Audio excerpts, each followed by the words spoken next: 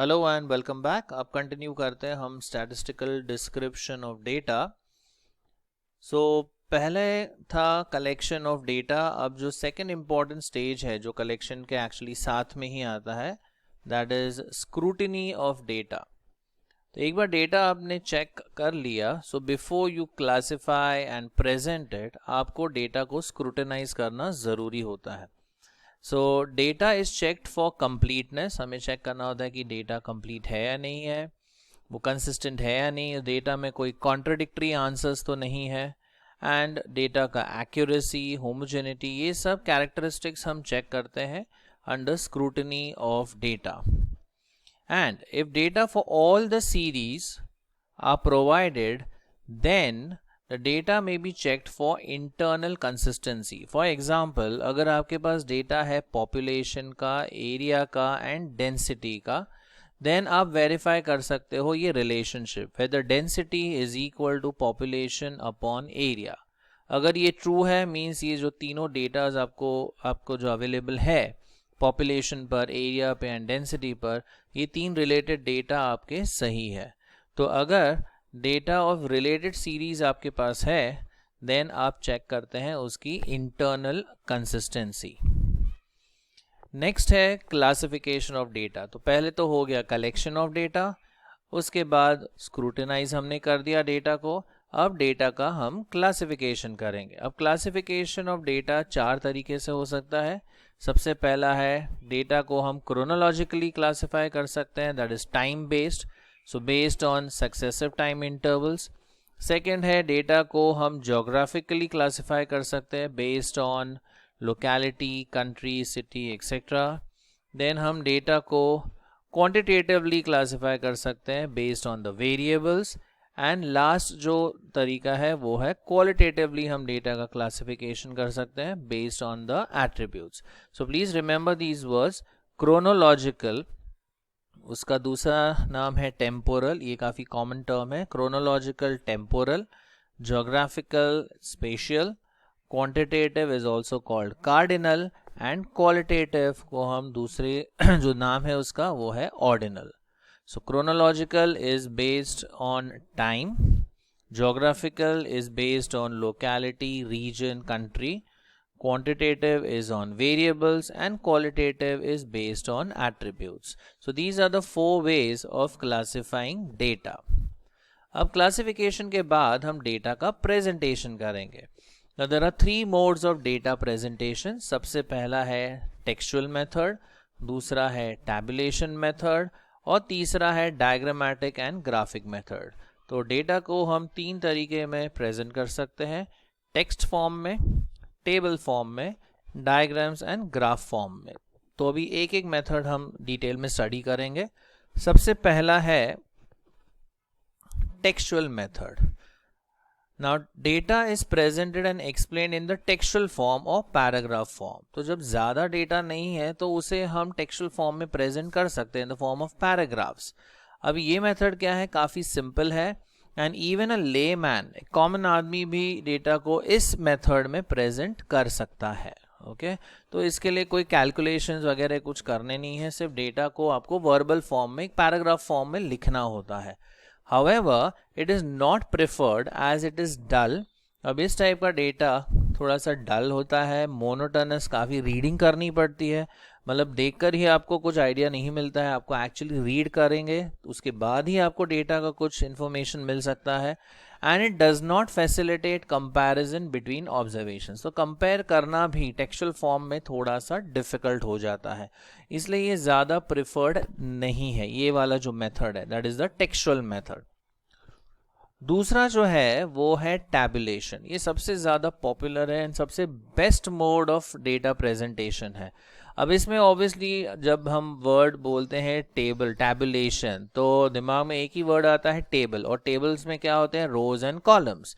तो जब आप डेटा को सिस्टमैटिकली प्रेजेंट करते हो टेबल्स में, that is in the form of rose and columns, उसे हम कहते हैं टैबुलेशन। लेकिन टेबल बनाने से पहले हमें डेटा का क्लासिफिकेशन करना ज़रूरी है कि वो कौन से क्लास को बिलोंग करता है, उस हिसाब से हम टेबल प्रिपेयर करते हैं।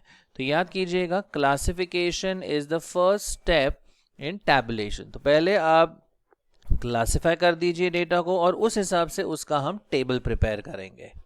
अब अगर हम टेबल की बात करते हैं तो टेबल के मेजरली 5 पार्ट्स होते हैं, उससे ज़्यादा भी होते हैं लेकिन मेजर ये 5 पार्ट्स होने चाहिए किसी भी टेबल में।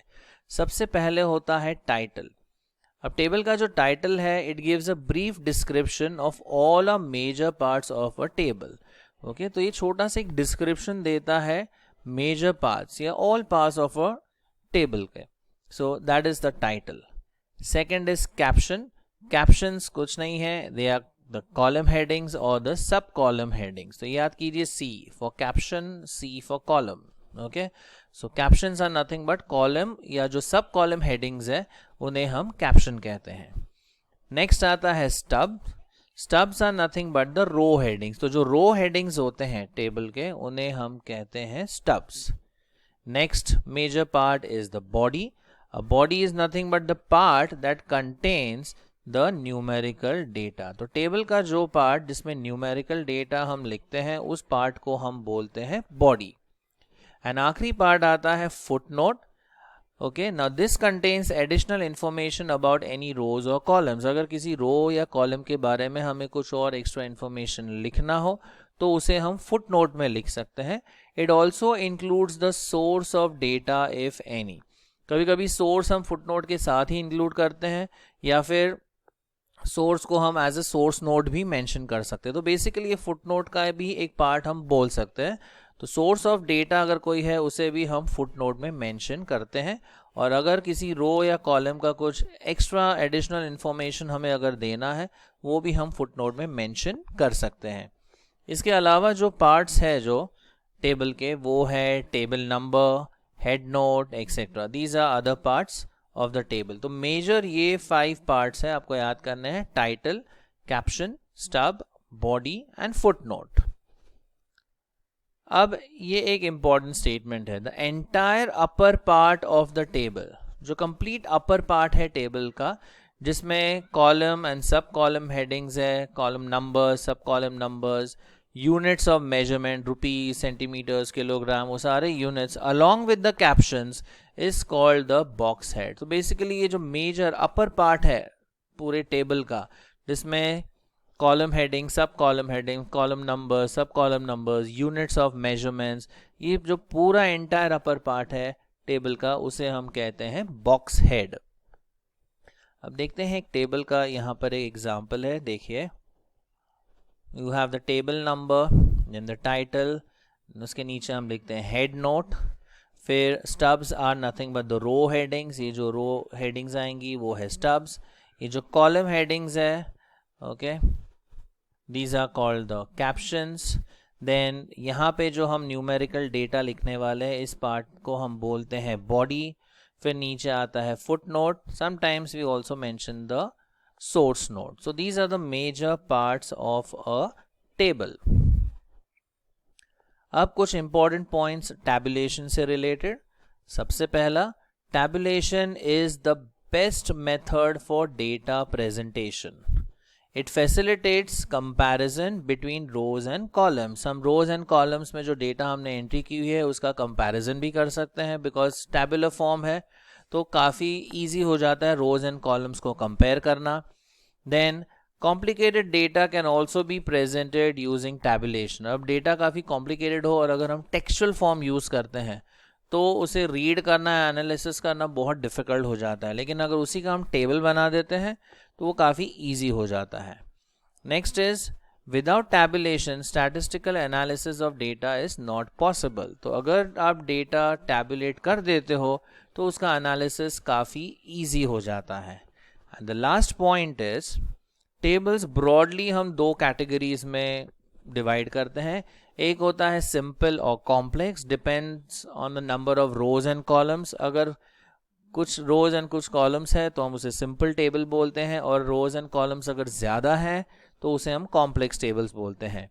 फिर दूसरा होता है जनरल पर्पस या reference table and special purpose या समरी टेबल। फॉर एग्जांपल अगर सारे क्रॉप्स का हम टेबल बना लेते हैं, okay, for India all the crops included, तो वो हो जाता है जनरल पर्पस। लेकिन उसी में से अगर हम एक सिर्फ वीट का या सिर्फ राइस का एक छोटा सा टेबल अगर बनाते हैं वो हो जाता है स्पेशल पर्पस या समरी टेबल्स।